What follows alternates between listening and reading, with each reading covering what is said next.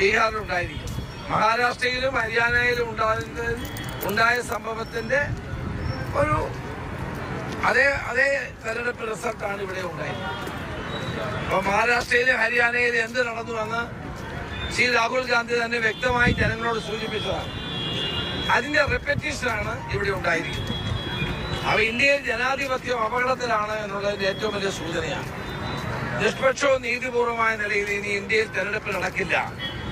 ഈ തെരഞ്ഞെടുപ്പ് കമ്മീഷനും BJPയും ചേർന്നുണ്ടാക്കിയ ഒരു അട്ടിമറിയാണ്. ഏതായാലും എന്ത് വേണമെന്നുള്ളത് എല്ലാവരും ആലോചിക്കേണ്ട കാര്യമാണ്.